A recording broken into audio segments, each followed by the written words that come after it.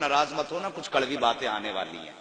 हाँ पहले बता दूं, मेरी तकरीर तुम्हें यार को बेचैन करती है, सबब क्या है वही कहता हूं जो दिल पर गुजरती है। अब जो लॉकडाउन कुछ दिन से हुआ है ना, तो मुतवल्लियों ने इमामों की जान खा ली, मोहतमिम जो मदारिस के हैं उन्होंने मुदर्रिसों का खून पी लिया। मैं सब कैमरा है मेरे आगे, मैं कहता हूं दुनिया सुने इसे। ये कौम का रोना है, तुमने नहीं सुना? कुछ दिन पहले बरसात हुई, छत गिरी, इमाम के बच्चे और बीवी में उसी में दब के खत्म हो गए। ये कौम करोड़ों करोड़ों रुपए मस्जिद में तो लगा देती है, इमाम के हुजरे तक का इंतजाम नहीं कर सकती, और फिर कहते हैं हमने तरक्की की है।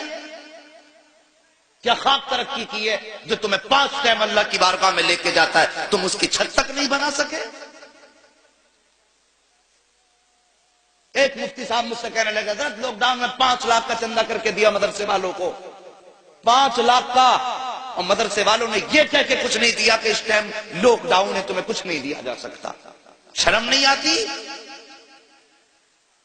मैं तो सबकी बात करता हूं, चाहे वो ऊपर का मामला हो या नीचे का हो, किसी का हक न मारा करो, किसी का हक न मारा करो। अभी कुछ दिन पहले अखबार में एक तस्वीर और आई, किसी हाफिज ने फांसी लगा के अपनी, वो मर गया। बात ये नहीं उसने अच्छा किया या बुरा किया, बहस इससे नहीं कि वो गलत किया या सही, बहस ये है कि यार कौम ने एक इमाम को कितना मजबूर कर दिया कि वो बच्चों के चेहरों के भूख के असरात न देख सका।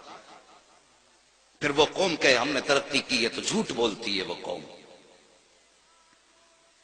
कितनी मजबूरी लगी होगी उस बाप के सामने जिसने बच्चों के होते हुए फांसी पे लटकना गवारा किया।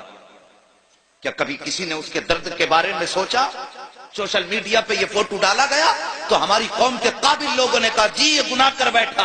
अबे मौलवी ये सबको पता गुनाह कर बैठा, लेकिन सोच तो सकी वो क्या वजह है जिसने फांसी तक पहुंचाया है? क्या ये कौम का जुल्म नहीं है? क्या ये अपनों का जुल्म नहीं है? मैं कहता हूं अगर एक पड़ोसी ने भी अपने घर का एक वक्त का खाना उठा के उसके बच्चों को खिलाया होता तो वो फांसी न लगाता। अगर उम्मत मुस्लिमा ने पड़ोसी का हक समझा होता तो वो मौत को सीने से न लगाता। हाँ उसने गलत किया है, लेकिन उससे ज्यादा गलत तुमने किया है कि तुम पेट भर के सोते रहे और एक कलमा पढ़ने वाला भूख के बच्चों के सामने जिंदा न रह सका। कोई तो मजबूरी रखी होगी यार। तुम कहते हो वो गलत है, लेकिन मैं कहता हूं वो जितना बड़ा गलत है उससे ज्यादा तुम गलत हो। मेरे नबी फरमाते हैं कि जिसका पड़ोसी भूखा सो जाए और वो पेट भर के सो जाए, आका फरमाते हैं वो हाजी भी हो सकता है, नमाजी भी हो सकता है, वो सब कुछ हो सकता है, लेकिन मुस्तफा का नहीं हो सकता।